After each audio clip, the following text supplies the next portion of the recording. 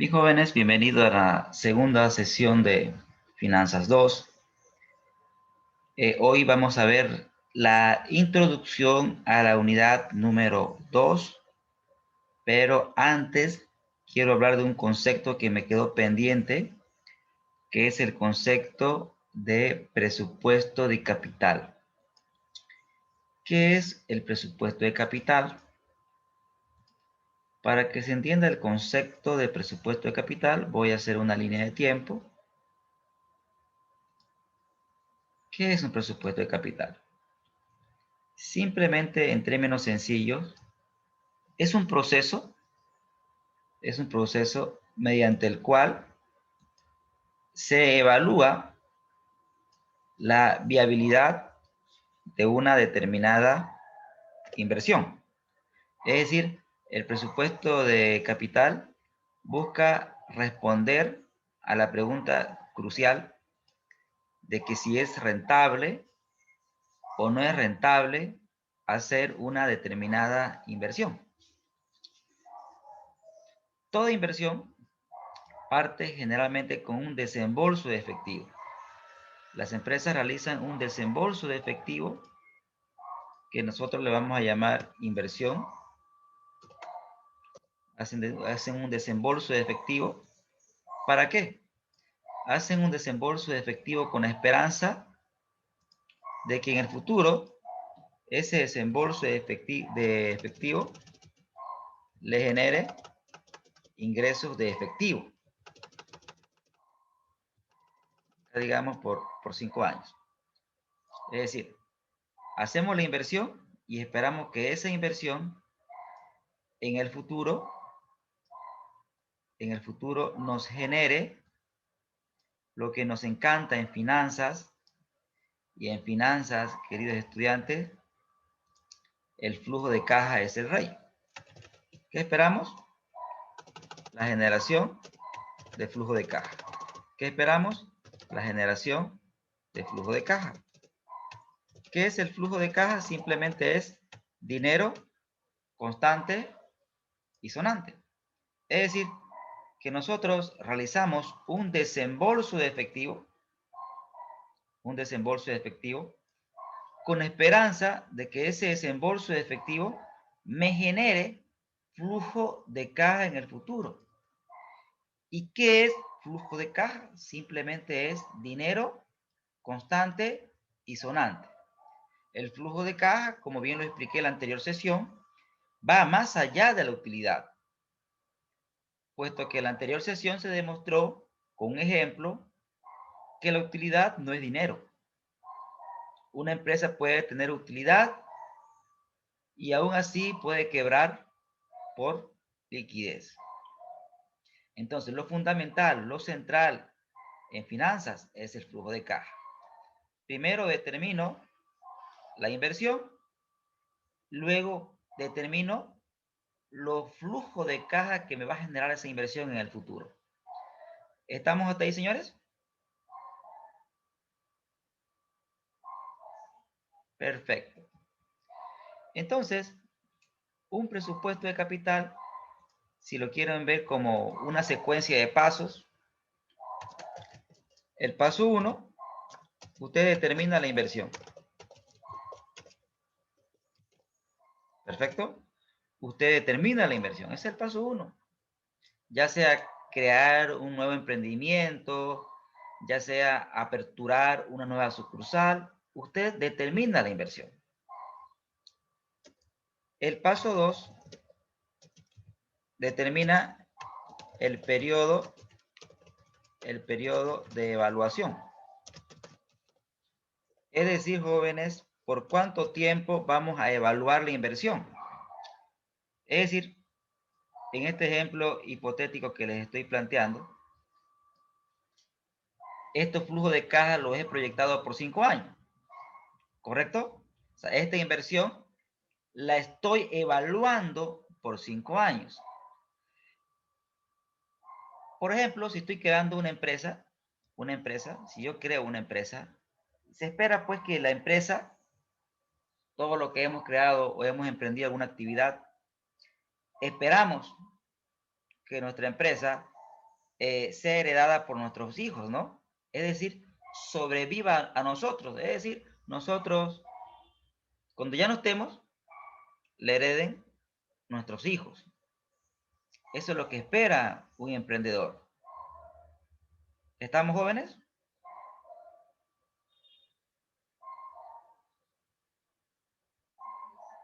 Perfecto.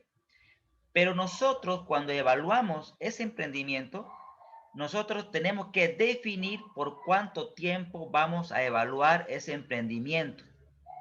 Es decir, que lo estamos evaluando en este caso por 5 años. No quiere decir que la empresa vaya a tener una vida de 5 años. Simplemente que estamos evaluando si nuestra inversión va a ser rentable si tomamos en cuenta como periodo de evaluación 5 años. ¿Se entiende, jóvenes, hasta aquí?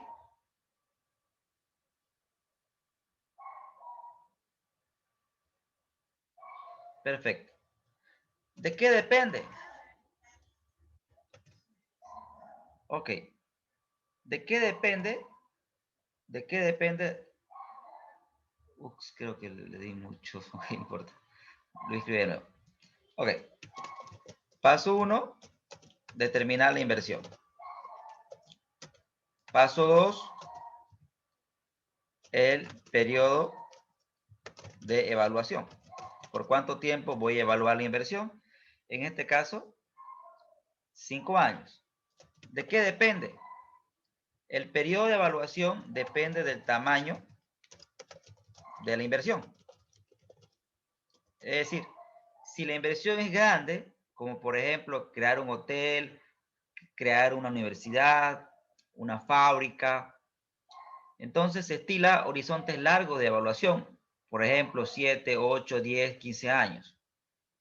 Pero si la inversión es pequeña, por ejemplo un food truck o un restaurante de comida rápida, donde la inversión no es grande, se evalúa por menos años, es decir, 2, 3 años. También depende del ciclo de negocio. Hay negocios que nacen para morir, ¿sí? O sea, existen negocios que nacen para morir. Ejemplo, una discoteca. ¿Cuánto es el ciclo de vida de una discoteca, jóvenes?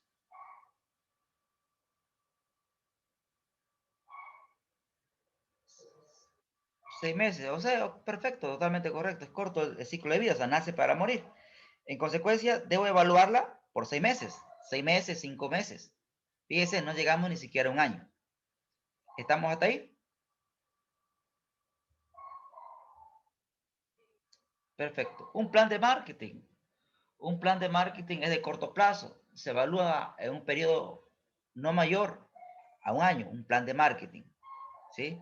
Ahora, un plan estratégico, quizás el periodo de evaluación sea más extenso, porque el impacto es en largo plazo.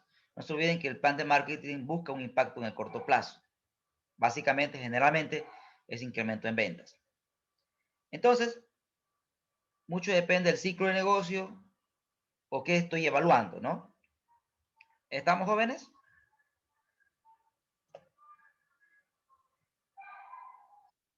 Otro factor es considerar un periodo de gobierno, ¿sí? Es decir, considerar un periodo de gobierno. En el caso de Bolivia, ¿cuánto dura un periodo de gobierno? 5 años. Ok. Entonces, se sugiere hacer evaluaciones durante 5 años. ¿Por qué? Porque más o menos durante 5 años vamos a tener las reglas más o menos claras, puesto que ese gobierno no la va a cambiar. Esto se sugiere en países donde le gusta la cumbia o le gusta el merengue, porque siempre van de izquierda a derecha, izquierda a derecha, izquierda a derecha, ¿no ve? ¿Se entiende?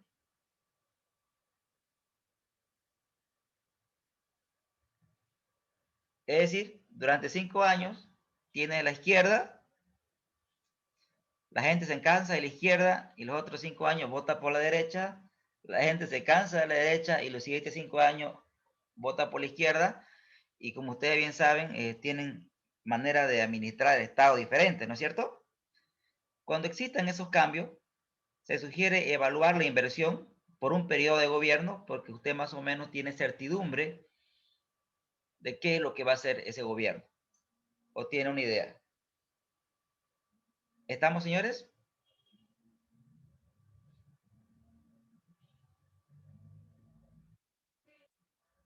Perfecto. Y no digo que sean solamente estos, pueden haber más factores. Bien.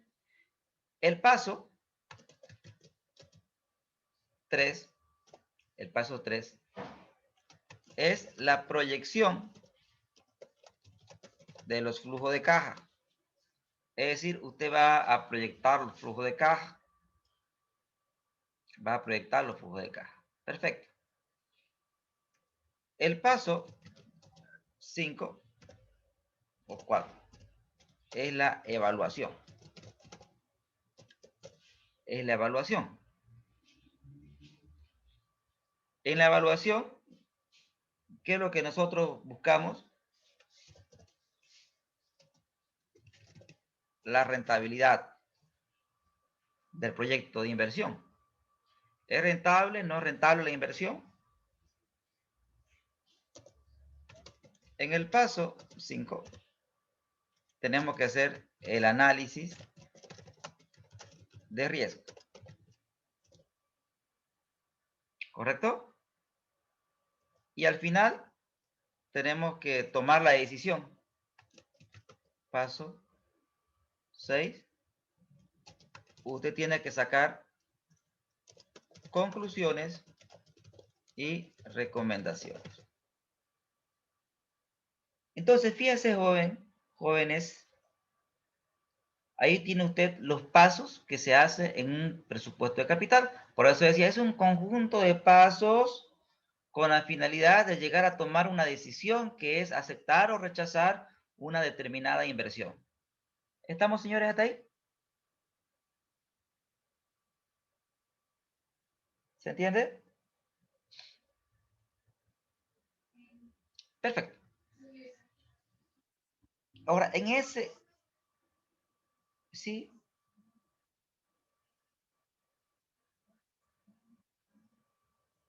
correcto. O sea,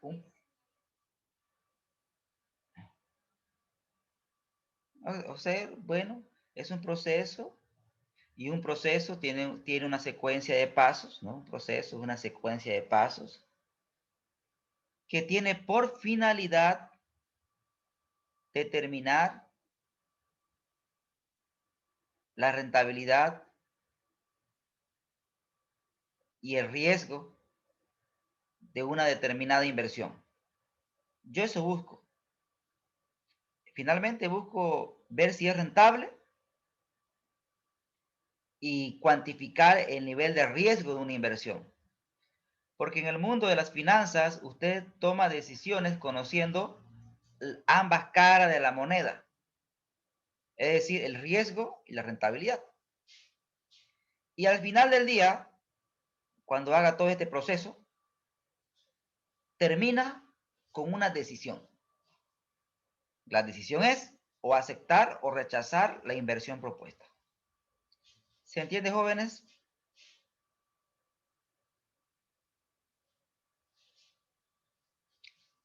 Perfecto, excelente. Entonces, lo que les he mostrado es toda la materia. Fundamentalmente, todo esto es lo que nosotros vamos a hacer. Es por eso que vi pertinente iniciar la sesión con el concepto de presupuesto de capital. Ahora, ¿dónde entra nuestro tema? El tema se llama estructura y costo de capital. Es la unidad número 2. La unidad número 2 titula estructura y costo de capital. Entonces acá le voy a colocar en la unidad número 2 para que entremos en contexto. Estamos en la unidad 2, costo y estructura de capital. Costo y estructura de capital.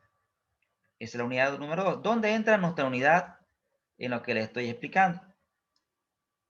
¿Dónde entra la unidad? Fíjense que aparentemente no entra en esta secuencia de pasos. Entra aquí, jóvenes. Cuando nosotros queremos hacer la evaluación, tenemos un problema. Tenemos un problema. ¿Cuál es ese problema?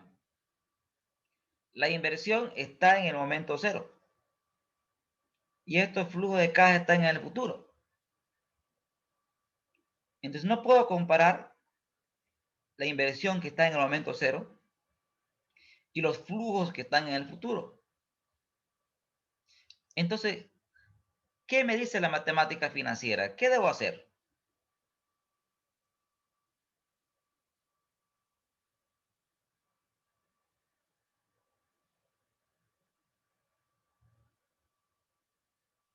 Si estos flujos están en el futuro, ¿qué debo hacer para traerlos al presente? ¿Qué se llama ese procedimiento?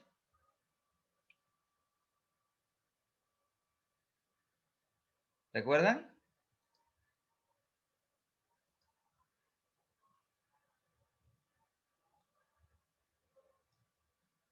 Estos flujos los tengo que traer al presente. ¿Qué se llama ese procedimiento?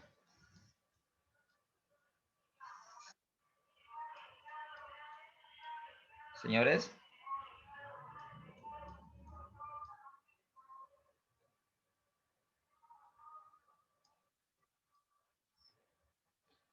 claro, los flujos de caja son una proyección. Perfecto, totalmente correcto. Pero ¿cómo hago para que estos flujos de caja lo actualizarlo al periodo cero? ¿Qué se llama ese procedimiento?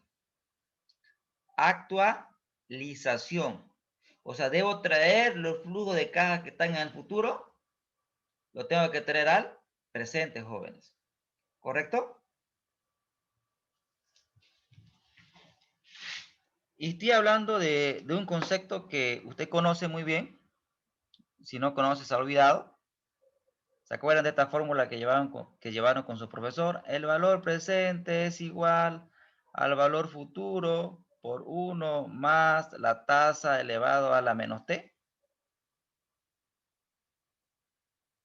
¿Se entiende, jóvenes? O quizás lo vieron así, o quizás lo vieron así. Monto igual capital sobre 1 más i a la t. Como lo hubieran visto. Yo prefiero esto particularmente, ¿no? Eso lo vieron en el tema de interés compuesto. Cuando tengo una suma en el futuro y la quiero traer al presente, el procedimiento se llama actualización. ¿Estamos, jóvenes?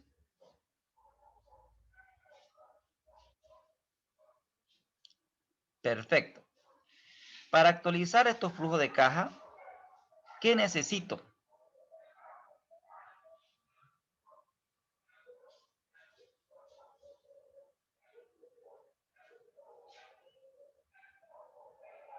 ¿De acuerdo?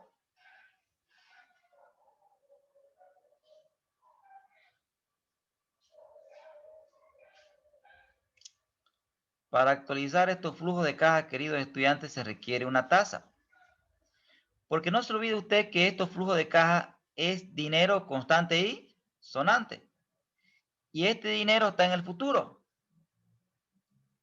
Y le pregunto yo, ¿el dinero tiene un precio?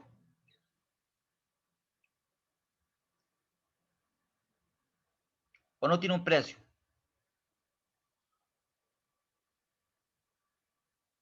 Nunca se olvide, jóvenes. El precio del dinero en el tiempo es la tasa de interés. ¿Sí? La tasa de interés, querido estudiante, es el precio del dinero. Cuando le pregunten, ¿y cuánto es el precio de dinero? La tasa de interés. Piense, cuando usted va a un banco y solicita un crédito, el banco usted le da dinero. ¿Y cuál es el precio de ese dinero? La tasa que le cobra el banco.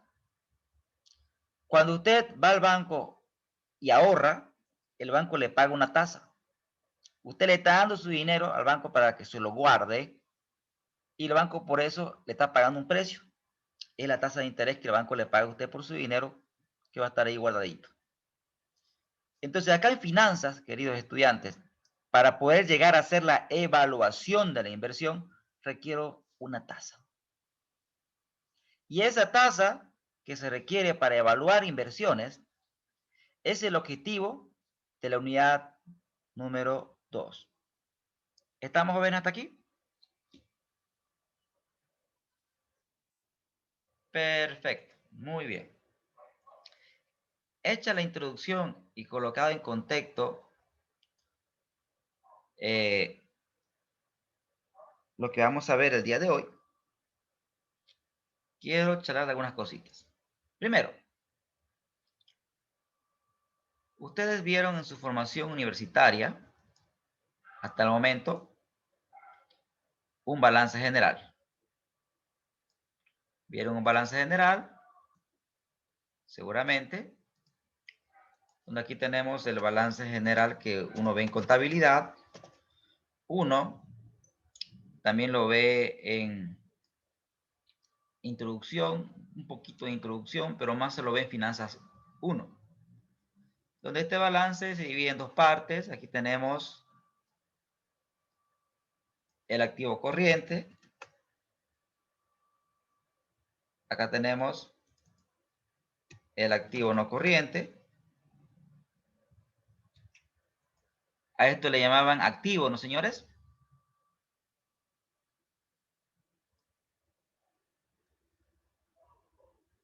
¿Estamos hasta ahí? Bien. Ahora, usted le va a cambiar de nombre, le va a llamar inversión. El activo en finanzas nosotros le llamamos inversión. ¿Estamos hasta ahí?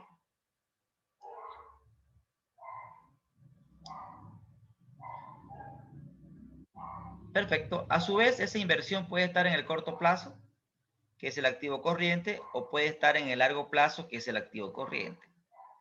Para que esta inversión sea posible, toda empresa requiere financiamiento.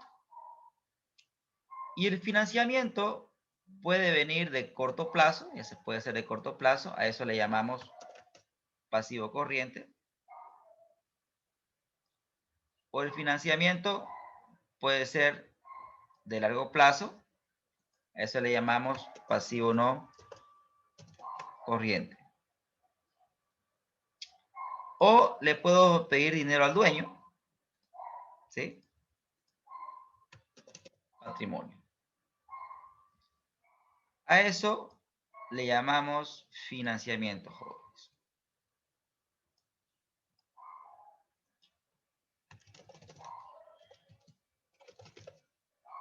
¿Estamos hasta ahí con la historia? Bien. Hasta aquí nada nuevo. Simplemente he hecho un cambio de lectura, ¿no? Inversión, financiamiento. Eso es lo que me muestra un balance. Perfecto. Ahora quiero que cambiemos y para efecto de esta unidad, usted tiene que conocer la diferencia entre un balance contable, que es el que usted ha visto hasta el momento, versus un balance general financiero. El balance general financiero es diferente, un tanto diferente al balance contable. Entonces, esta unidad debo partir de que usted entienda de manera perfecta que cuando hablamos de costo de capital, cuando hablamos de estructura de capital, no se hace referencia al balance general contable. Se hace referencia al balance general financiero. Y el balance general financiero sufre algunos cambios. Vamos por partes. El activo no corriente se queda tal cual, ese no cambia. El activo no corriente va a seguir siendo activo no corriente. Hasta ahí no hay cambios. En lugar de activo corriente, ya aparece un nuevo concepto que se llama necesidades operativas de fondo. Necesidades operativas de fondo. Ahora, debo precisar el concepto de las necesidades operativas de fondo. Para que se entienda el concepto de las necesidades operativas de fondo, debo hacerles recuerdo de un concepto que ustedes vieron, que es el concepto de capital de trabajo neto.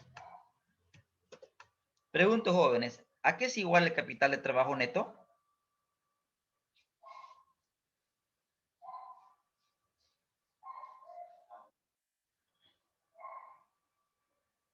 Ya, pero ¿cómo lo calculo?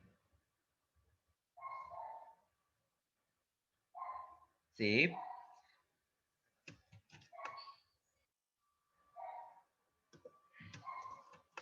sí.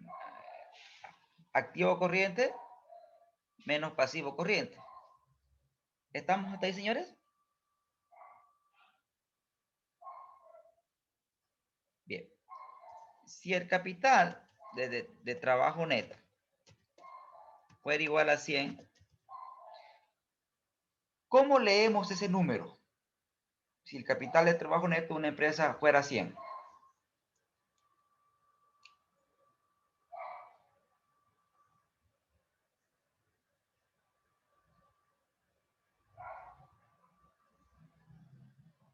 Vamos, coleguitas.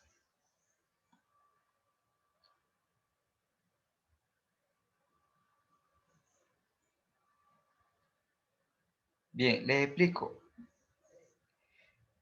Quiere decir que la empresa, después de cubrir su pasivo corriente, o sea, después de pagar sus obligaciones, dispone de 100 bolivianos para sus operaciones. Es decir, pago mi deuda de corto plazo y me resta 100 bolivianos para poder operar, para poder trabajar. ¿Se entiende el concepto, jóvenes?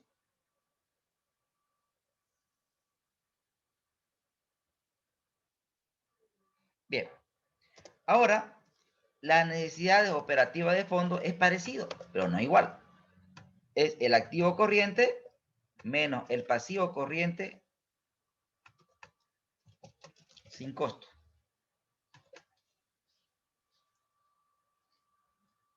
Aclaro, dentro del pasivo corriente en el capital de trabajo, ustedes saben muy bien que el pasivo corriente, generalmente, hago la aclaración, fundamentalmente un pasivo corriente, fundamentalmente tiene más cuentas, y yo sé que ustedes lo saben y lo han visto, pero fundamentalmente voy a hablar de dos.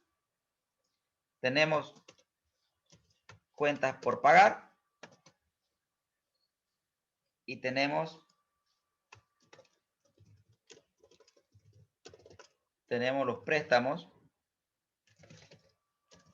los préstamos bancarios de corto plazo. ¿Estamos jóvenes hasta ahí?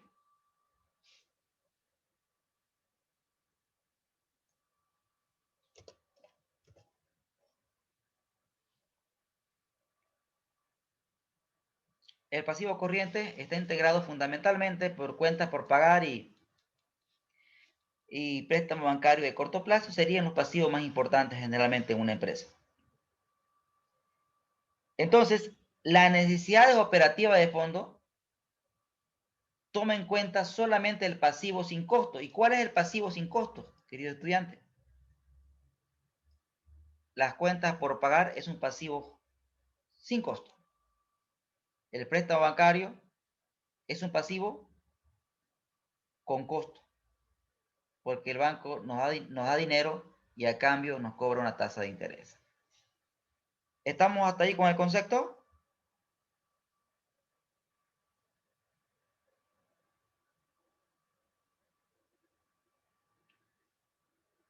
¿Se entiende?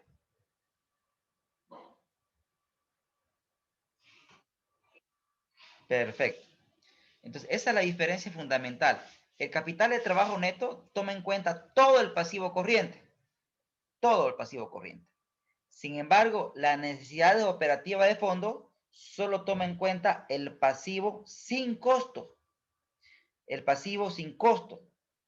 Generalmente, el más importante es cuentas por pagar. También a este pasivo se lo conoce como...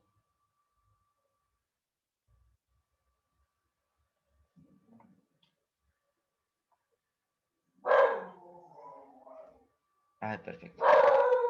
A este pasivo también se le conoce... A este pasivo también se lo conoce con el nombre de pasivo espontáneo, pasivo espontáneo, también se le conoce como pasivo no buscado. Es un financiamiento que la empresa no busca. ¿En qué sentido no busca? Porque ya se encuentra en el mercado. Es decir, existen modelos de negocio en los cuales la empresa vende a crédito, o sea, vende a crédito, y para vender a crédito lo natural es pensar que la empresa también compra crédito. O sea, en el mismo modelo de negocio ya está incorporado las cuentas por cobrar y las cuentas por pagar. Entonces, cuando usted ingresa a ese negocio, ya sabe que usted va a vender a crédito y también sabe que va a comprar a su proveedor a crédito porque así funciona el modelo de negocio. ¿Se entiende, jóvenes, o quieren un ejemplo?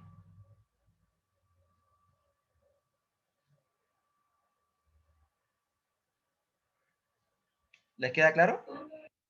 Ok, un ejemplo, el ejemplo que siempre doy, que me gusta darlo, es el ejemplo, por ejemplo, de la crianza y engorde de chanchitos. Usted compra el animalito pequeño, lo alimenta, lo alimenta, le da alimentos, le tiene que colocar vacunas para que crezca sanito, ¿no ve? Para Navidad. Entonces, durante todo ese proceso de crecimiento, ese animalito va a consumir recursos y no va a generar recursos. ¿Estamos hasta ahí?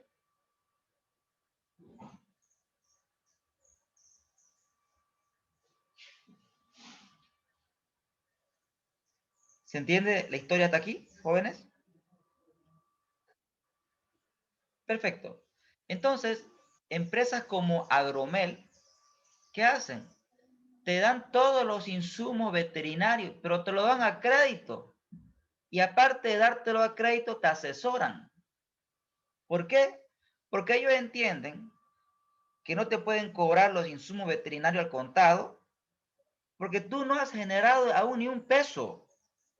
Vas a generar ese peso recién cuando vendas el animalito. ¿Me dejo entender? Así funciona el negocio. Lo mismo en el sector agrícola. En el sector agrícola, ya sea esa plantita va a estar creciendo, o sea, cualquier planta que hablemos va a crecer, y para crecer tiene que preparar la tierra, que tiene que igual pesticidas, herbicidas. Entonces, las empresas que están en ese negocio saben que a este sector le tienes que dar a crédito, porque sus ingresos van a ser efectivos recientemente cuando obtengan la cosecha. Entonces, si usted se incorpora al sector agrícola, si usted se incorpora a cualquier sector que el modelo de negocio ya esté preestablecido para que usted compre a crédito, es un pasivo que usted no está buscando, es un pasivo que ya el mismo negocio lo establece. ¿Les quedó claro, jóvenes?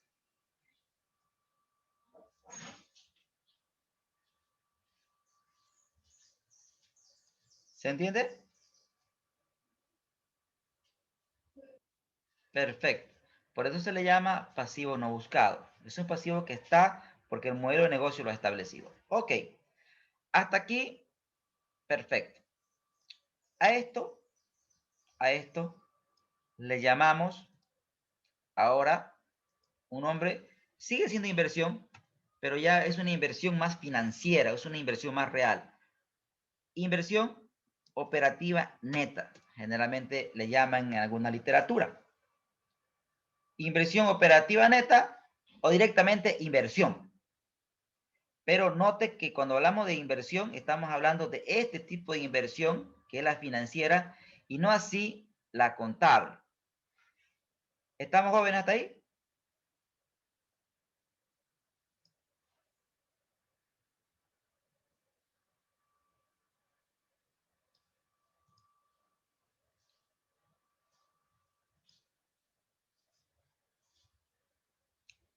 ¿Se entiende, jóvenes?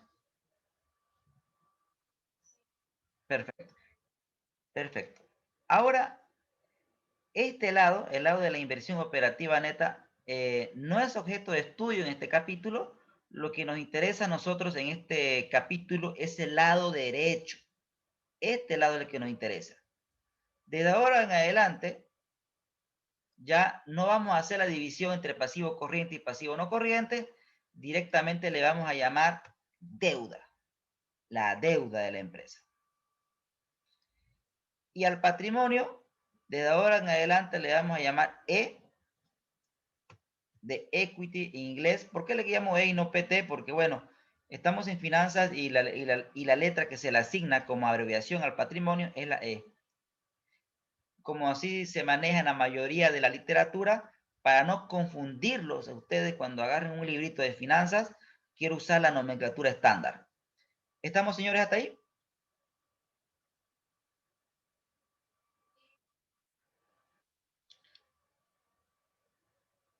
Correcto, correcto. Perfecto. Ahora quiero volver al tema y decir el título: costo y estructura de capital. Costo y estructura de capital. Ese es el tema que nos ocupa el día de hoy. Cuando se refiere a estructura de capital, usted tiene que tener claridad meridiana para saber eso. Estructura de capital, querido estudiante, se refiere a la combinación de deuda y patrimonio. O sea, cuánto de deuda y cuánto de patrimonio la empresa requiere para financiar su inversión operativa neta o su inversión, pero desde el punto de vista financiero. ¿Estamos, señores, hasta ahí?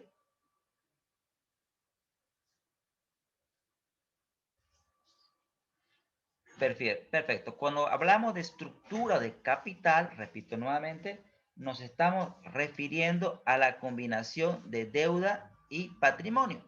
¿Cuánto de deuda y cuánto de patrimonio se requiere para financiar la inversión operativa neta de la empresa? Y este tema fue objeto de mucho estudio y aún lo es, aún lo es. Toda empresa busca, desde luego, la combinación óptima, ¿no? ¿Cuál es mi estructura óptima de capital? ¿Cuánto debo tener de deuda? ¿Cuánto debo tener de patrimonio? 50-50, 70-30, 30-70. ¿Me debo entender, jóvenes?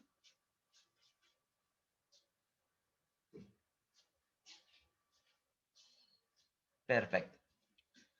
Ahora, el objeto de nuestra unidad es el lado derecho, o sea, la deuda. A esto se le llama financiamiento, sigue siendo financiamiento, pero generalmente en la literatura ustedes lo van a encontrar como financiamiento de LP. Financiamiento de largo plazo. Financiamiento de largo plazo. Entonces, el financiamiento de largo plazo es la deuda más el patrimonio. En la plataforma les he subido el libro de Gigman, que yo siempre le sugiero al estudiante cuando está ingresando en el mundo de las finanzas, que se lea ese librito, puesto que es la base, ¿no? La base, para entender de lo que estamos hablando. Ahora, una vez que una empresa define su estructura de capital óptima, o sea, la combinación perfecta de deuda y patrimonio, la otra pregunta relevante que tenemos que responder en finanzas es cuánto es el costo de cada una de esas fuentes de financiamiento. Es decir, cuánto me cuesta la deuda. Vamos a aprender a determinar el costo de la deuda, señores. Si usted va al banco y solicita un crédito, yo le pregunto ahora, ¿cuál es el costo de la deuda? ¿Qué usted me diría?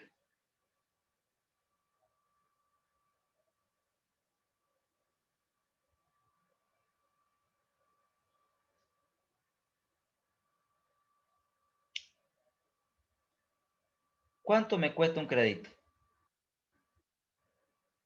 ¿Perdón? ¿Correcto? Así es exactamente como usted lo menciona, es una aproximación al costo, la tasa de interés. una aproximación razonable es la tasa de interés. Y efectivamente, como usted lo menciona, el costo de la deuda es un porcentaje, es una tasa. No se olvide que en el mundo de las finanzas se centra en el dinero tiene un precio y ese precio se lo mide a través de una tasa de interés. Cuando el banco me está dando dinero, me tiene que cobrar un precio por ese dinero es la tasa de interés, querido estudiante, que me cobra el banco por el dinero que me está dando. Entonces, en el mundo de las finanzas no existe mucho problema con el costo de la deuda, puesto que es relativamente fácil estimar. La pregunta eh, una pregunta totalmente pertinente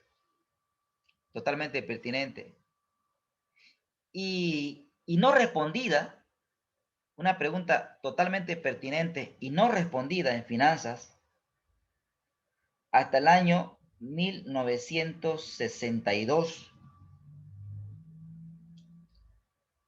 En el año 1962, eh, un profesor, respondió a una pregunta crucial en finanzas. Y cuando el dueño me da su dinero, ¿cuánto me cobra? Porque yo le pregunto a ustedes en su calidad de dueño, ustedes van a hacer un aporte capital. Pregunto, cuando usted hace el aporte capital, ¿lo da gratis o usted espera un rendimiento sobre ese capital?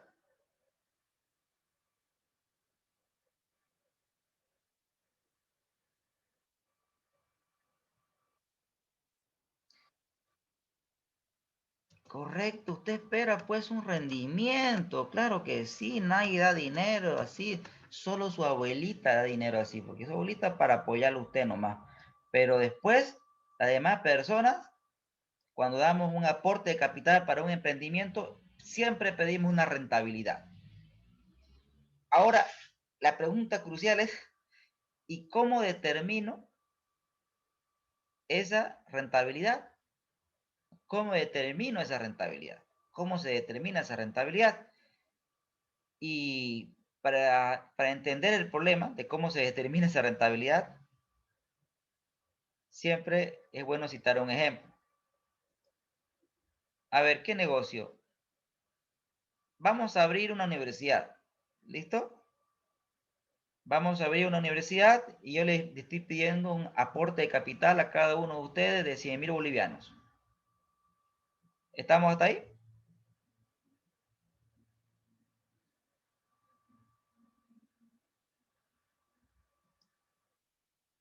Perfecto. Quiero respuesta de rentabilidad. ¿Cuánto ustedes esperarían de rentabilidad?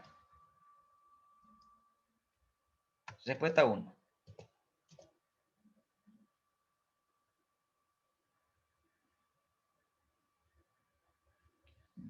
Díganme un porcentaje. Cada uno va a colocar 100.000 bolivianos.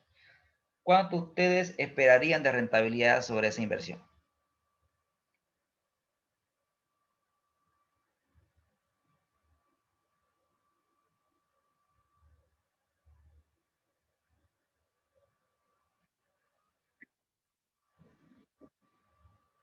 Bien, vamos a evaluar, como es una universidad, vamos a evaluar por 6 años, pero la rentabilidad que se pide es anual, ¿no? Pero la evaluación va a ser por 10 años. Ahora, ¿cuánto usted quisiera que ese proyecto le rente? Su dinero. Esos 100.000. ¿Cuánto usted esperaría de retorno? En términos anuales. No hay respuesta mala, solamente den la respuesta.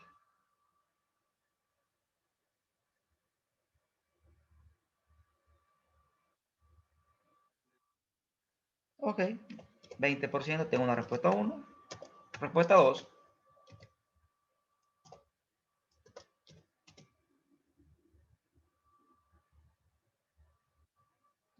15%. Respuesta 3.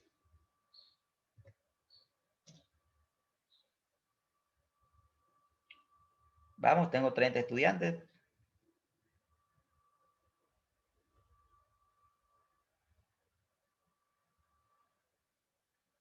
No hay respuesta mala.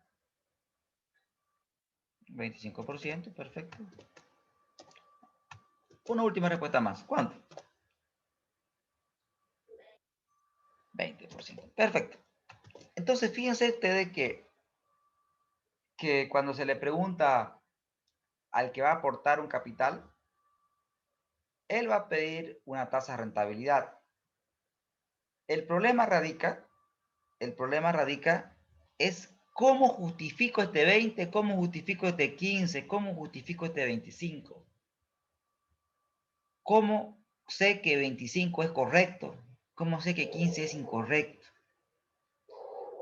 Si hago preguntas a cada uno de ustedes sobre la justificación del porcentaje que me ha dado, y lo cuestiono y lo cuestiono y le pregunto y por qué y por qué y por qué, hasta el punto de que se enoje y en algún punto me va a decir, profesor, por último, pues es mi dinero y yo por mi dinero pido una rentabilidad, disculpen el término, que me dé la gana, porque es mi dinero.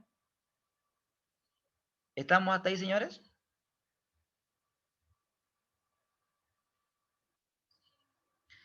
Entonces, ese es el problema de esta tasa. Fíjense que es muy subjetiva, es muy subjetiva.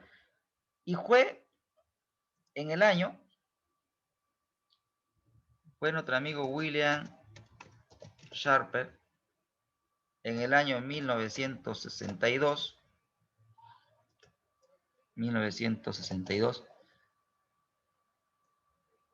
que desarrolla el modelo KPM, que es un modelo que vamos a ver nosotros en la materia. Él desarrolló un modelo, miren lo interesante, él lo desarrolló en 1962, él desarrolló un artículo científico para publicarlo.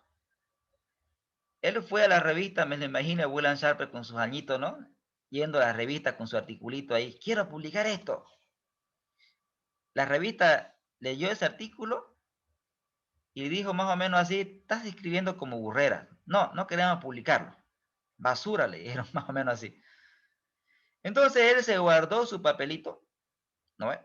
Su artículo, y la revista, como toda empresa, pues tienen cambio administrativo, ¿no? Hubo un cambio de administración y recién él publicó en 1964. ¿Quién ha de pensar, no? Y este señor recibió el Nobel en 1990. ¿Quién ha de pensar que en esa época lo que él escribió, jóvenes, es lo top en finanzas, es lo máximo que existe hasta el momento en finanzas para estimar la rentabilidad que exige el inversionista por su dinero? Y ese modelo va a ser tratado no en esta clase, quizás en la siguiente. Ahora les adelanto que el problema del CAE es que es muy subjetivo. Entonces William Sharper desarrolló una metodología para poder estimar la rentabilidad que debe exigir el inversionista. Y obviamente yo le voy a explicar la teoría, pero también vamos a hacer ejemplos reales porque me gusta que la materia sea aplicativa. Vamos a hacer ejemplos reales, vamos a calcular el CAE de Coca-Cola, de Pepsi, de la empresa que usted quiera. ¿Listo? Vamos a aplicar la metodología de William Sharper y luego les voy a enseñar cómo podríamos aplicar esta metodología a Bolivia. Porque no se olvide que nuestro mercado es muy pequeño. Esta metodología está diseñada para mercados grandes, Alemania, Estados Unidos, Japón. La economía de nosotros todavía es muy pequeña, entonces para poder aplicar este modelo a nuestra economía, tendríamos que hacer ciertos ajustes. ¿Estamos, señores, hasta ahí? ¿Se entiende? Perfecto. Y básicamente eso es lo que trata nuestra unidad. Eso es el alcance, eso es el contenido central de la unidad. Siempre al inicio de una clase yo le voy a explicar el contenido, el alcance de la unidad para que usted tenga una idea de lo que se le va a enseñar. Perfecto. Ok.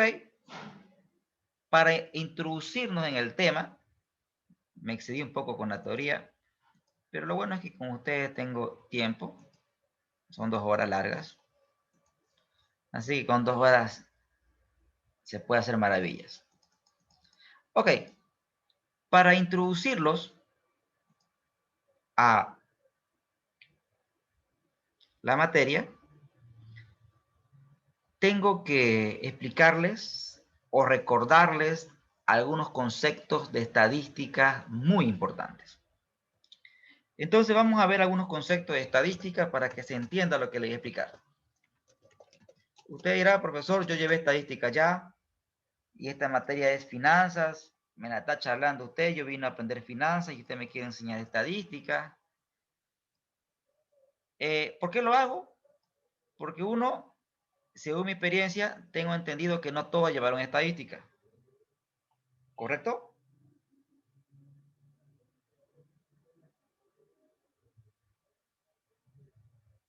¿O todos llevaron estadística en esta materia?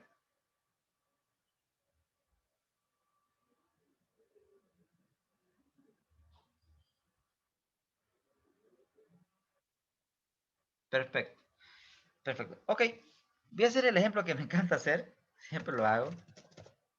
Es el tema de la nota. ¿Ya? A un estudiante le fascina, le encanta la nota. Bien. Vamos a hablar de las materias que generalmente para mí son complicadas, como cálculo, álgebra,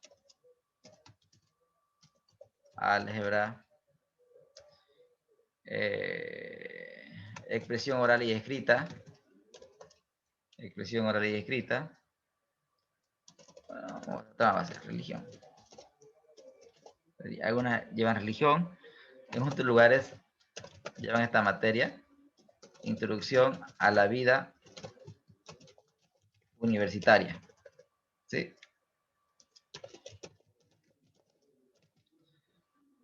Introducción a la vida universitaria. Eh, otra materia que es relativamente fácil, ¿sí? Historia económica. Ok. Ustedes en su formación académica han cursado muchas materias. Entonces, vamos a suponer, usted en cálculo sacó 90, en álgebra sacó 95, en religión le fue mal, mucho se discutía con su profesor. En introducción a la vida universitaria, la materia no era difícil, pero usted no iba a clase. En historia económica, usted se dormía, aunque era fácil la materia, usted se dormía y sacó 60. ¿Estamos hasta ahí, señores? Bien. Entonces, yo le pregunto, ¿y cuál es su promedio, joven? ¿Cuál ha sido su promedio en el semestre? ¿Y cómo sacamos el promedio en estadística? Correcto, o sea, sacamos un total, ¿no es cierto? Sacamos un total, es decir, vamos a sacar un total de todas las notas, ¿sí? Sacamos un total de suma, ¿sí? Sumamos la nota y para sacar el promedio, dividimos el total entre ¿cuánto?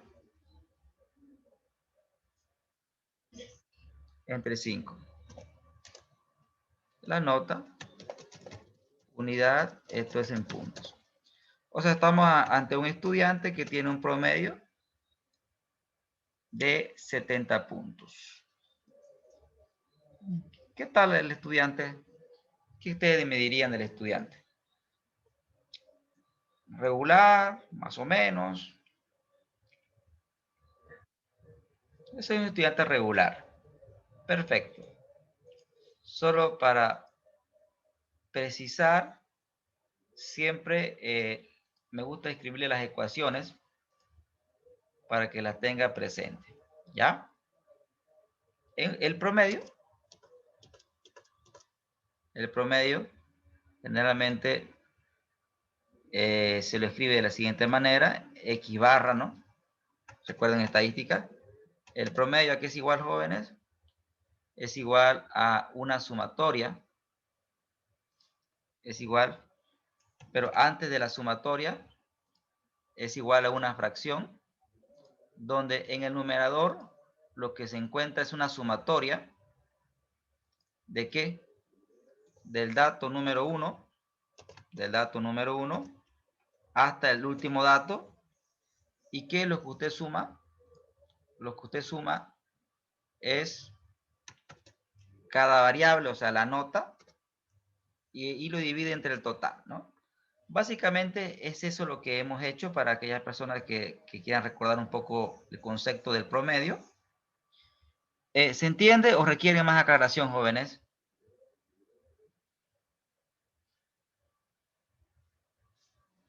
Por favor, pregunten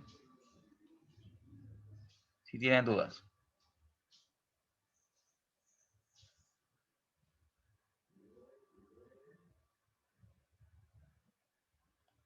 Por ejemplo, lo que hemos hecho es simplemente sacar un promedio. Y el promedio, ¿qué es? Es sumar todos los datos, la sumatoria. Es decir, 90 más 95 más 51 más 55 más 60. ¿Entre cuántos, jóvenes? Entre 5. Eso es lo que hemos hecho para sacar este promedio de manera manual. ¿Estamos hasta ahí?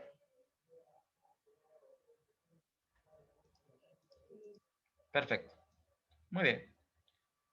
Ahora quiero que pensemos en unas cositas.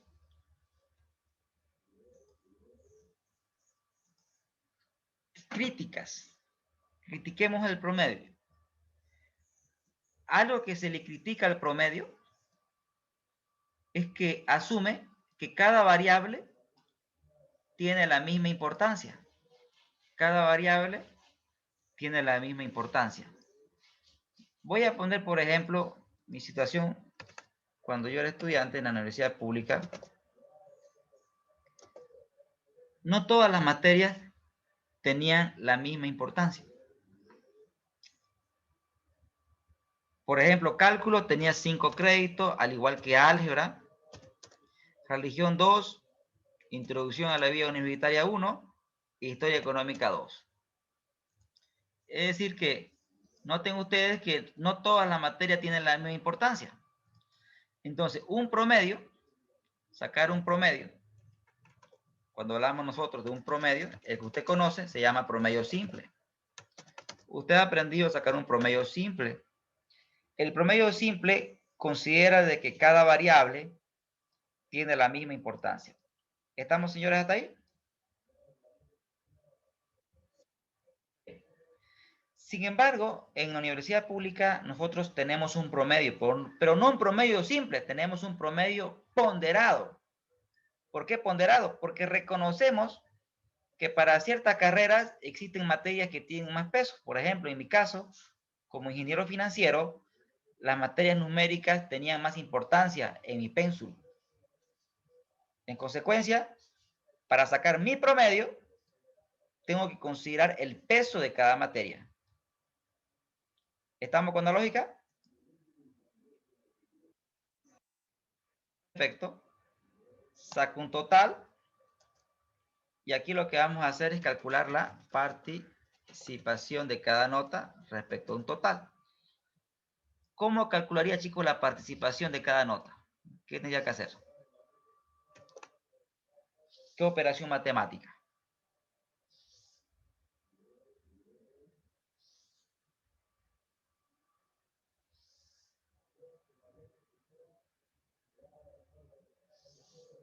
Vamos, queridos estudiantes, participen.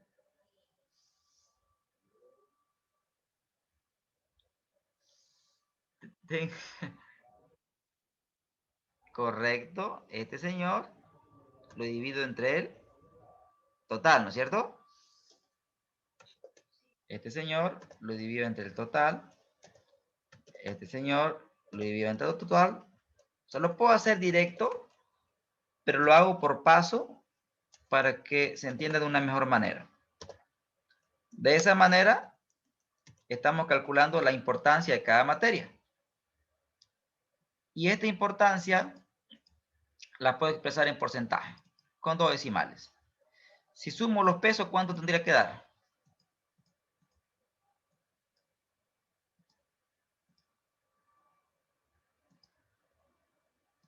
100%, ¿no, señores? Pregunto, ¿qué materia tiene más peso?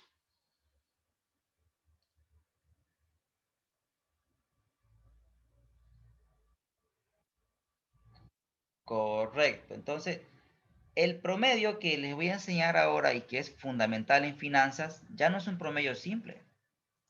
Les voy a enseñar o recordar un promedio ponderado. El promedio ponderado es mejor que el promedio simple. ¿En qué sentido? En que la nota, vamos a sacar la nota, promedio, ponderada. Vamos a sacar la nota promedio ponderada de este estudiante. Y la nota se mide en puntos. Ahora, ¿cómo saco la nota promedio ponderada del estudiante? ¿Cómo saco la nota promedio ponderada? Perfecto. Entonces, en estadística existe una formulita que usted vio que se llama de esta manera. La formulita, bueno, la voy a escribir, voy a reproducirla tal cual se la ve en estadística, de tal forma de no poder confundirlo usted.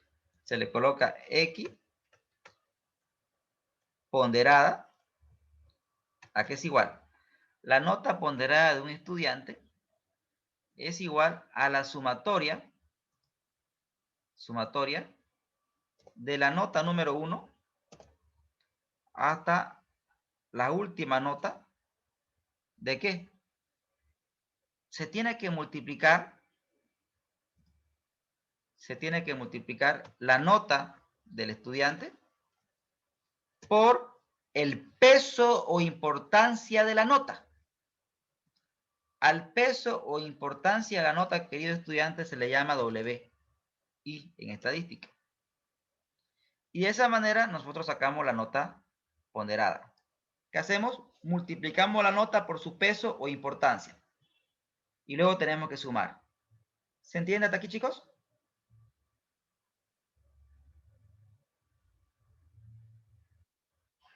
Bien.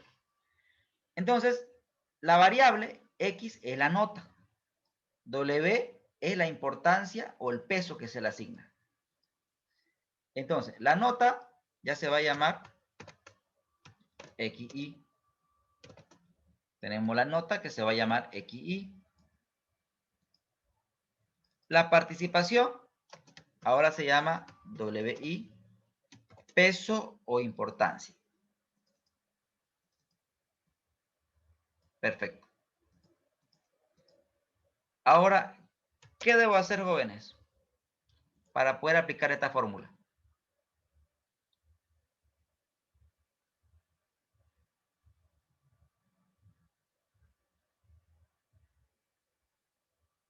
¿Qué operación me sugieren hacer?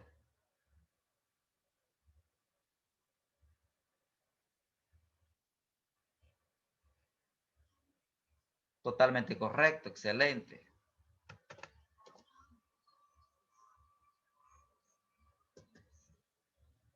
Excelente. Así, así. Me encanta que participen. Perfecto. Entonces, ¿saben? Les digo como experiencia, siempre doy clases generalmente en la noche, hoy te ando en la mañana, pero bien que participen. Generalmente en la mañana siempre me toca que los tengo que motivar más para que participen y no tiene que ser así. Pero ustedes tienen que participar solitos, que da miedo, pelearse por participar. Voy a multiplicar la nota por el peso, como bien dice su colega. Ok. Y este dato no tiene que estar pues en porcentaje, ¿no? Multiplican 90 por 33,33%. Ahí tenemos el valor. Usted lo replica. ¿Qué quiere decir? Que estoy repitiendo la operación. Y luego, hasta aquí, ¿qué hemos hecho? Hemos hecho el producto. ¿Qué me faltaría? Como su colega bien lo ha dicho. Perfecto. Entonces, sumar, usted lo puede hacer uno por uno, ¿correcto? O puede usar la función autosuma, ¿sí? Da un clic y la función autosuma es más rápido y me va a sumar. ¿Y cuánto es la nota promedio ponderada del estudiante?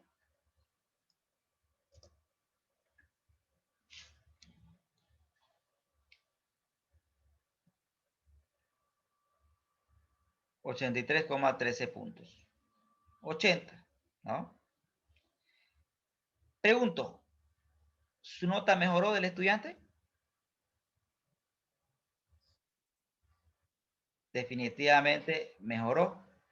Entonces, nosotros, los estudiantes, sabemos que en la materia que tiene más crédito, en la materia que tiene más crédito, en esa materia pues tenemos que esforzarnos más.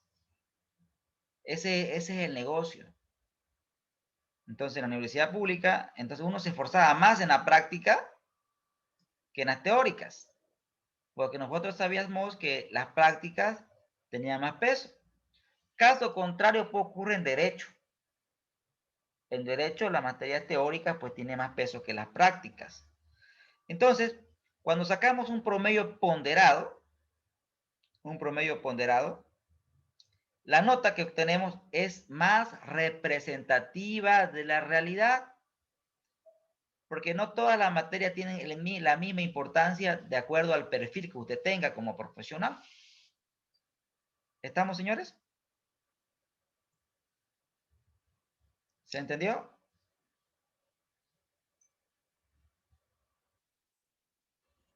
Perfecto. Ahora, nada más de estadísticas por el momento, solo eso. Ahora, hecha la introducción con estadística, nos vamos a finanzas. Y acá voy a hacer un pequeño ejemplito. Voy a dibujar un balance general, pero esta vez lo voy a hacer en Excel porque quiero que se quede para ustedes. Ok, vamos a hacer una estructura de financiamiento. Como bien les expliqué, aquí tenemos las necesidades operativas de fondo. Aquí tenemos el activo no corriente.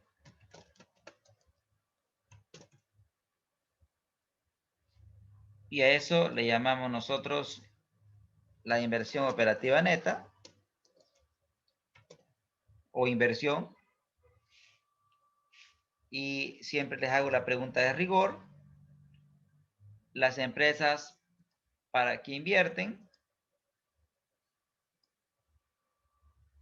Las empresas invierten para qué, señores? ¿Qué buscan generar? Sí, pero algo más importante que el flujo de caja. Flujo de caja. Ya saben, ese es el concepto que debemos manejar.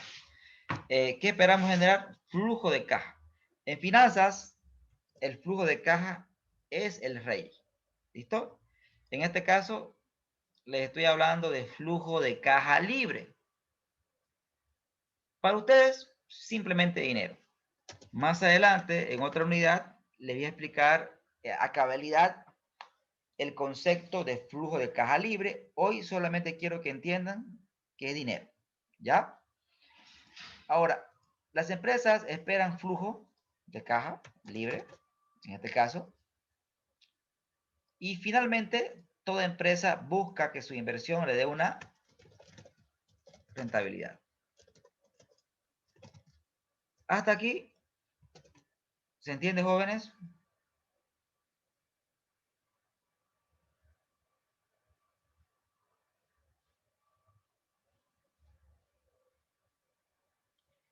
¿O estoy yendo demasiado rápido?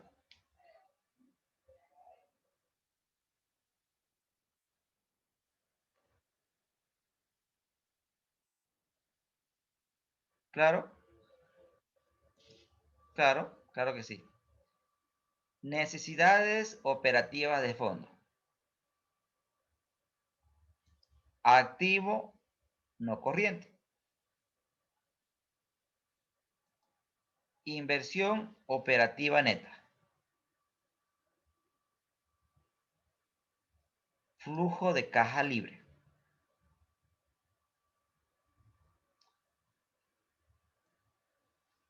Perfecto. Ok. Listo. Y aquí voy a colocar la deuda y voy a colocar un valor. Vamos a tener una deuda de 200.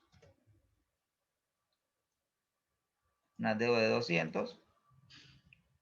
Y acá voy a colocar un patrimonio de 800. A esto que le llamábamos, jóvenes, se llama estructura de capital, ¿no, señores? Estructura de capital. En este caso, la estructura de capital de esta empresa es 200 de deuda y 800 de patrimonio.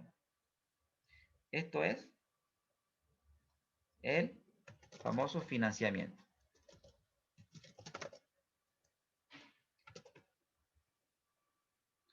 Si la inversión me genera rentabilidad, el financiamiento, ¿qué me genera?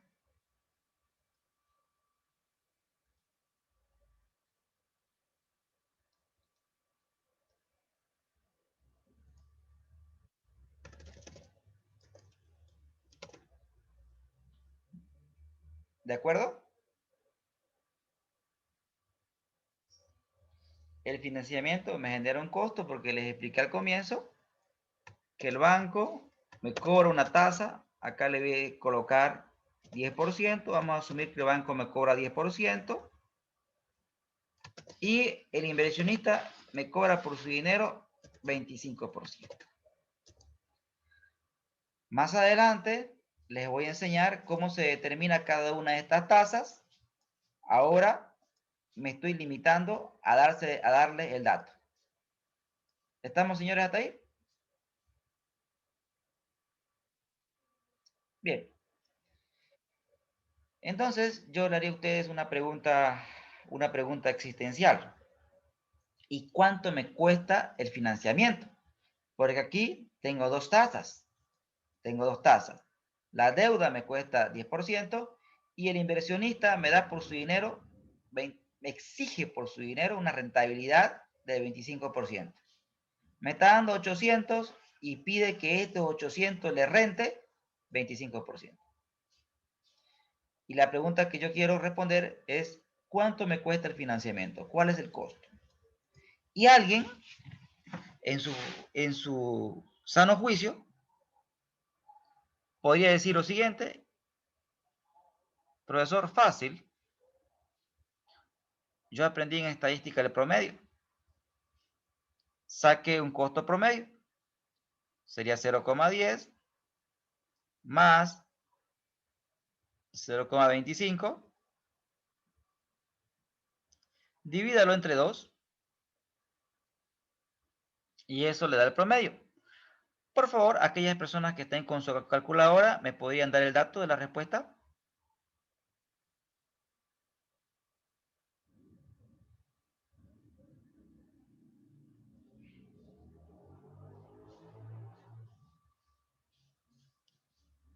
¿Cuánto da? 0,17, ¿cuánto? Aclavadito. 5. Ok. Lo multiplican por 100, ¿ya? Para que se sea de porcentaje. Entonces, ¿cuánto me cuesta financiar? ¿Cuánto me cuesta el financiamiento? En promedio, ¿cuánto me cuesta? Perfecto. Tan simple como eso.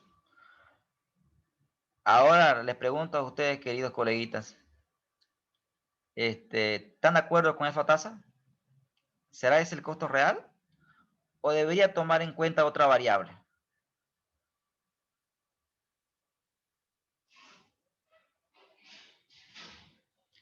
Porque al hacerlo de esa manera estoy sacando un promedio simple, ¿no? Estoy asumiendo que la deuda y el patrimonio tienen la misma importancia. Y la pregunta que les hago, ¿tienen realmente la misma importancia?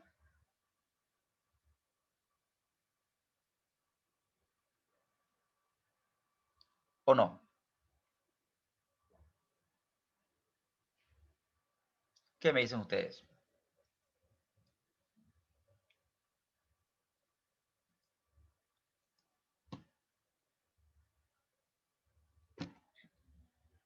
No, correcto, no, no tienen la misma importancia. ¿Por qué? Porque del banco solamente me estoy prestando 200. ¿De dónde me estoy prestando más dinero? Del, del inversionista, ¿no es cierto? Del socio. Al socio le estoy pidiendo más dinero. Entonces, este 17,5 sería correcto o sería verdadero o sería importante el análisis si ambos aportaran lo mismo. Si ambos aportaran lo mismo. Pero, queridos estudiantes, aportan montos diferentes. En consecuencia, no tienen el mismo peso, no tienen la misma importancia. Es por eso que tenemos que sacar nosotros un promedio ponderado. Tenemos que sacar un promedio ponderado, querido estudiante. Entonces, ¿cómo sacamos ese promedio ponderado? Primero, voy a hacer una tablita. Voy a colocar acá detalle.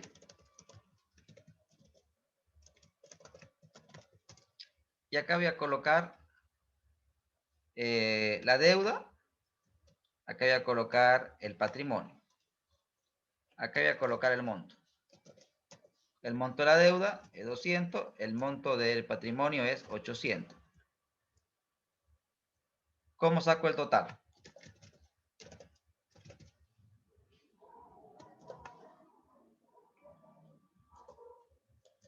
Sería la suma de ambos. ¿Estamos hasta ahí, jóvenes?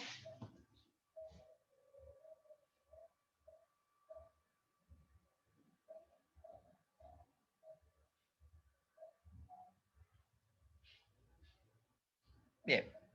Ahora, vean que voy a copiar la formulita esta. Voy a copiar para que aquí la tengamos. Ya. Ahí está la fórmula, ¿no? ¿Qué requiero? Requiero el peso, ¿no? ¿Cómo saco el peso de cada fuente de financiamiento? ¿Qué operación debo hacer?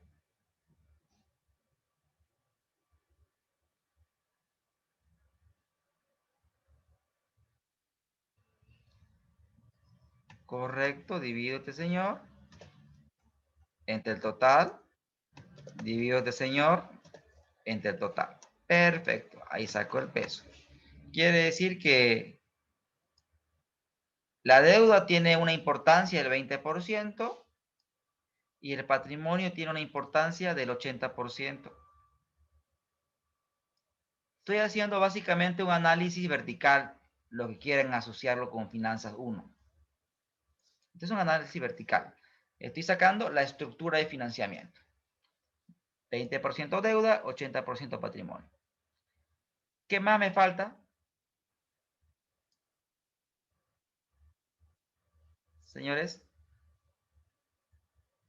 la X, ¿no? La X, por favor, su micrófono lo tienen prendido. Por favor, gracias. ¿Qué variable más nos falta, jóvenes?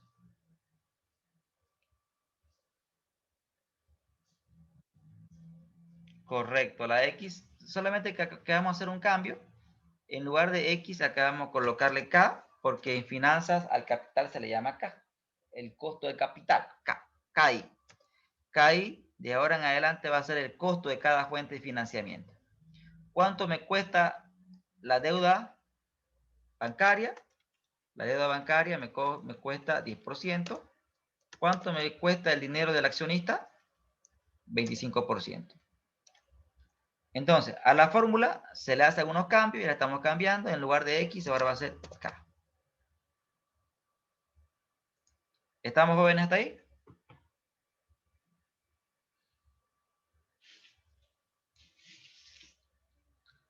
Ok. ¿Qué más debo hacer?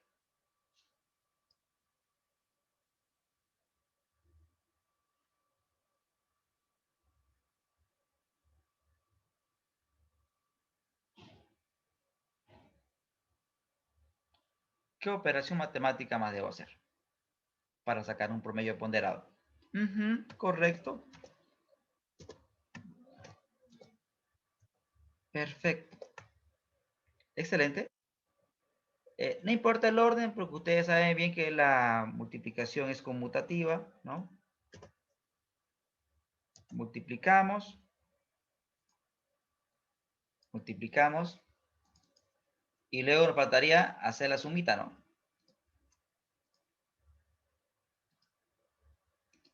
Entonces, ¿cuánto me cuesta realmente el financiamiento? 22%. Es decir, que el financiamiento me cuesta 22%. ¿Está claro, jóvenes?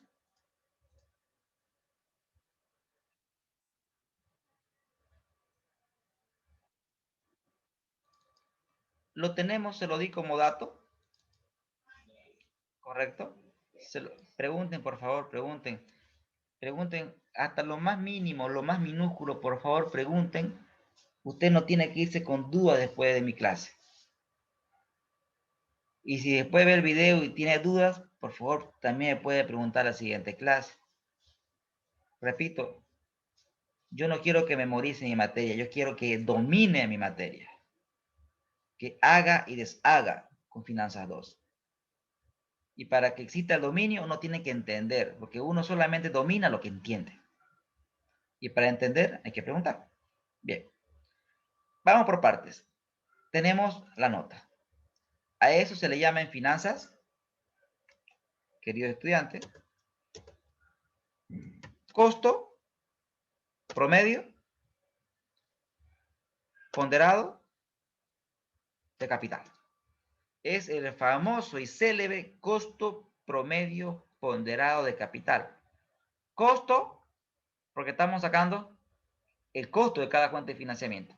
KI es el costo de cada fuente de financiamiento. Promedio, promedio ponderado. ¿Por qué promedio ponderado? Porque estamos sacando un promedio ponderado, les acabo de explicar. Capital, porque estamos hablando del capital. El capital en finanzas es dinero. ¿Se entiende el porqué del nombre? Costo promedio ponderado de capital. ¿Estamos jóvenes?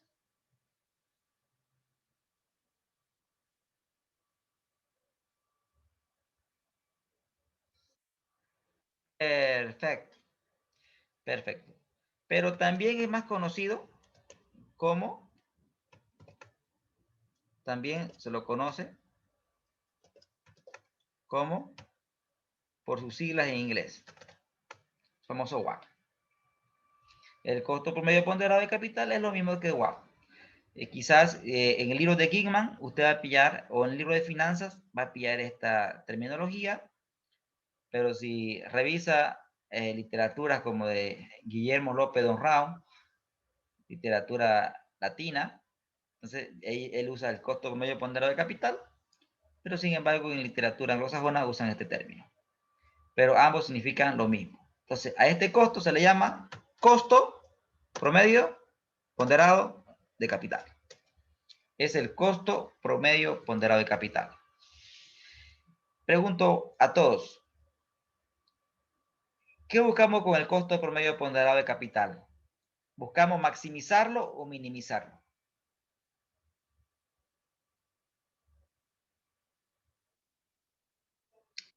Totalmente correcto, ¿no? buscamos siempre minimizar el costo promedio ponderado de capital. Eso lo explicamos en la anterior sesión. Solamente que en la anterior sesión se acuerdan que lo mencioné, pero no le expliqué, ¿no es cierto? ¿Y por qué no le expliqué? Porque imagínense, me he tomado una hora en llegar a esta formulita. Ahora sí se entiende qué es y cómo se determina el costo promedio ponderado de capital.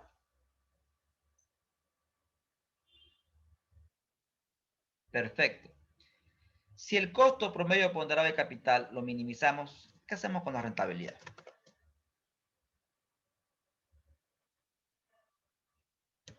Totalmente correcto. Se maximiza la rentabilidad. Se maximiza. No se olviden que tanto el costo de capital como la rentabilidad son tasas. Para que un proyecto sea rentable, ¿cuál debe ser mayor que cuál? Por excelente, entendieron a perfección el gran mensaje de esta sesión. La rentabilidad de la inversión tiene que ser mayor que el costo del financiamiento. Si eso ocurre, la empresa está generando valor. Si eso ocurre, estamos maximizando la riqueza del dueño. Si eso ocurre, vamos a seguir teniendo trabajo en la empresa. De lo contrario, nos van a votar. ¿Estamos jóvenes?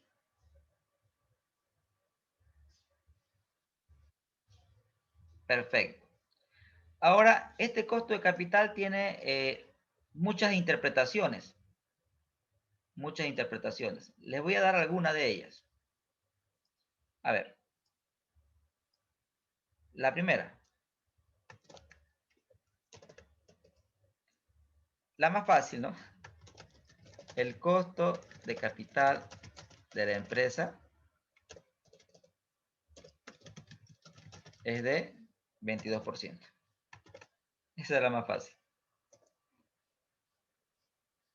Otra, el costo promedio ponderado de financiar una inversión de bolivianos 1000 es de 22%. Otra manera de interpretar. Voy a continuar con la forma de interpretar. Hay otras más.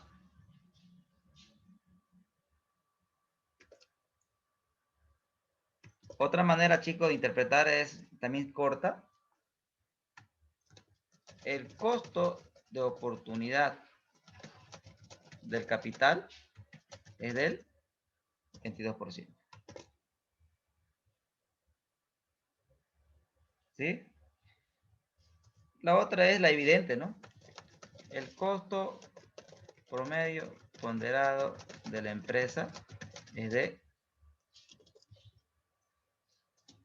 22%. Entonces, en la literatura de finanzas, por ejemplo, Gigman, Ross, que son la literatura que se ocupa bastante tanto en pregrado como en posgrado. En pregrado se habla mucho de Gigman, en posgrado se lo cita Guillermo López Donrao o también se habla mucho de Ross o Jonathan Berg. Son libros muy importantes en términos de finanzas avanzadas. Pero Gigman es el ABC, siempre lo pido. Bien, entonces se habla de costo de capital. Ya saben que cuando ustedes escuchen el término de costo de capital, se está refiriendo a cuánto le cuesta el financiamiento de la empresa y es un promedio ponderado. ¿Se entendió, jóvenes?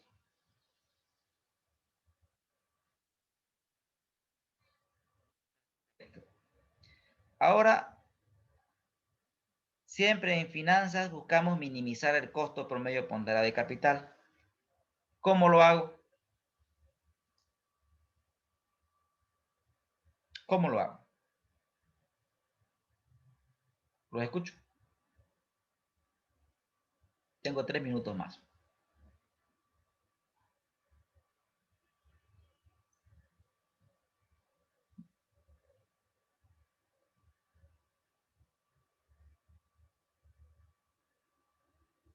¿Cómo hago que este 22 sea más pequeño?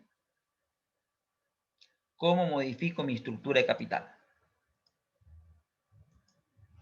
Los contrato a ustedes y le doy una empresa así y le pido que minimice mi costo de capital.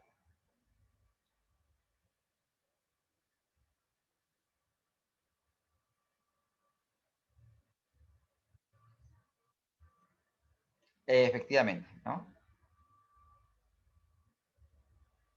¿Cómo lo minimizo? ¿Cómo hago que sea más pequeño?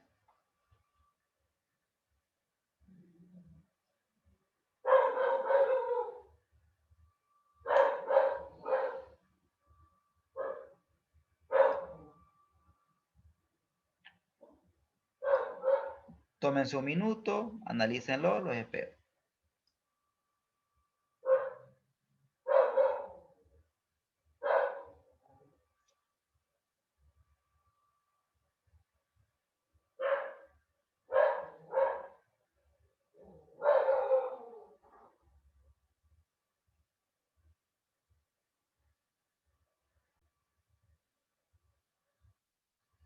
Sí, la liquidez. A ver, cuénteme cómo con la liquidez, qué puedo hacer con la liquidez.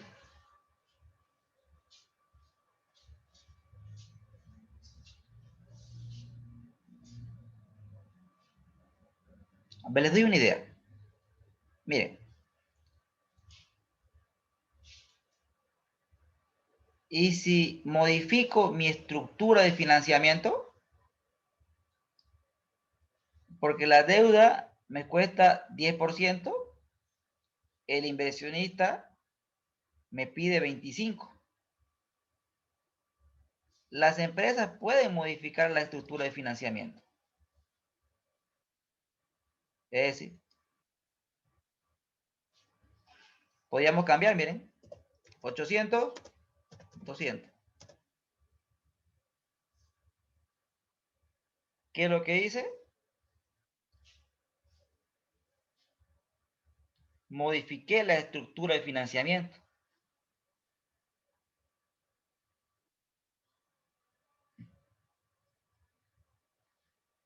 Mi inversión, mi financiamiento total no cambia. Solamente es, es, es un punto. Es un punto. Es un punto. No totalmente cierto, pero es un punto a tomar en cuenta, ¿no? Y es lógico, ¿no?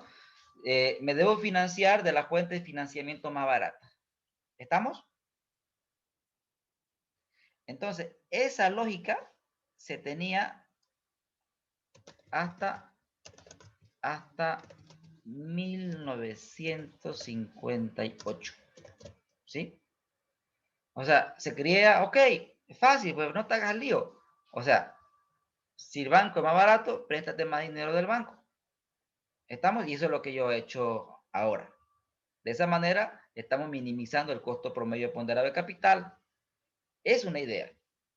No es del todo incorrecta, pero es una idea. Es una idea que tenía gran peso hasta 1958. Después de 1958 aparecen dos señores que dicen que eso no es tan así. Eso no es tan así nomás. Que existen otras variables que tienes que tomar en cuenta.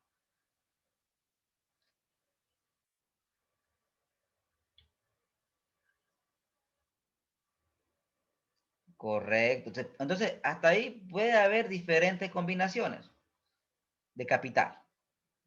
O sea, yo puedo jugar con las combinaciones y el costo promedio ponderado de capital se va a modificar. Entonces, en la siguiente sesión, el objetivo de la siguiente sesión no va a ser tanto en modificar la estructura de financiamiento. La vamos a dejar como estaba nomás.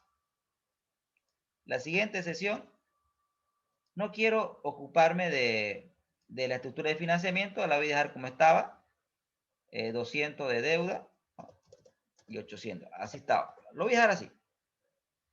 En la siguiente sesión, querido estudiante, no me voy a ocupar de la estructura de financiamiento. No va a ser mi problema a tocar. Pero ya ustedes se dan cuenta que es una variable que puede modificar el costo de capital.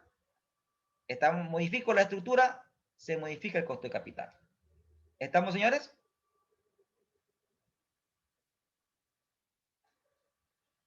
La siguiente clase me voy a centrar en que usted aprenda a calcular el costo de cada fuente de financiamiento. Ese va a ser el tema a tratar la siguiente clase. Usted va a aprender la teoría de calcular el costo de la deuda y vamos a aprender la metodología KPM para determinar el costo de capital propio, que es la teoría de un premio Nobel a la economía, y hasta el momento se ocupa su metodología. ¿Aprendimos algo el día de hoy?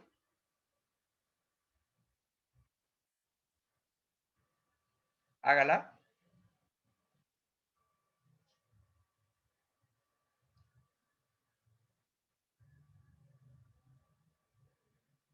Solo hasta aquí. Solo hasta aquí. Correcto, correcto. Le dé los pesos. Así es facilito, ¿no?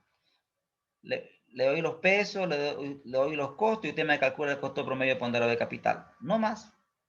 O sea, esto es lo único práctico que hemos visto, ¿no? Porque esto no le iba a preguntar porque era simplemente un repaso de estadística, ¿no? Para que se entienda lo que realmente me interesa.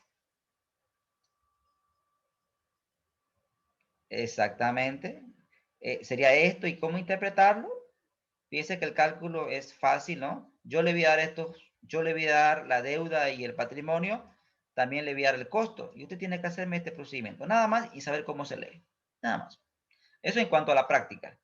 En cuanto a la teoría, pues lo que hemos hablado en toda la clase, ¿no? Y lo que hemos hablado en la anterior clase también.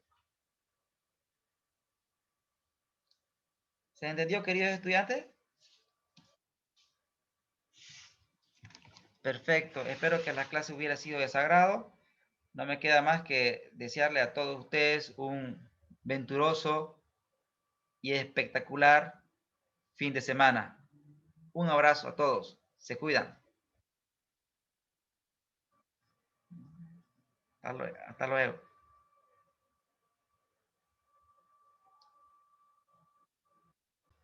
Muy bien, aquí vamos a quedar el día de hoy. Espero que la sesión de hoy, aunque ha sido muy extensa en términos de teoría, les hubiera agradado. La siguiente sesión vamos a divertirnos un poco más en el maravilloso mundo de las finanzas. Gracias a todos, se cuidan, un abrazo.